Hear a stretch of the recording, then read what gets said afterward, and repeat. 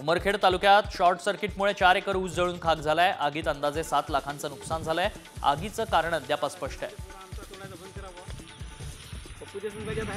जालन्यात तुळजाभवानी मंदिरात चोरी झाली आहे। दानपेटीतील रोख 1000 रुपये आणि मंगळसूत्र असा 19,000 रुपयांचा मुद्देमाल चोरट्यांनी लंपास केला।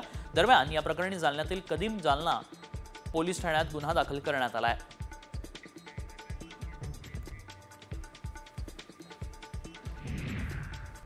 जालन्यात उत्पादन खर्च वाढल्यानं कापसाला किमान 10 ते 12,000 रुपये प्रति क्विंटल भाव मिळाला अशी शेतकऱ्यांची अपेक्षा आहे। कमी भाव परवडत नसल्यानं शेतकरी कापूस विकायला तयार नाहीत, त्यामुळे जिनिंग उद्योग ठप्प पडलाय।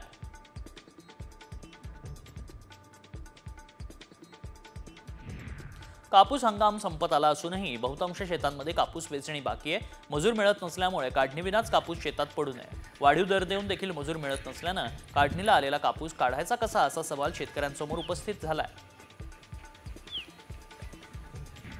वाशिम जिल्ह्यात कापूस पिकावर बोंड अळीचा प्रादुर्भाव वाढलाय। उत्पादनात घट होण्याची शक्यता असल्यानं शेतकरी राजा चिंतेत आहे।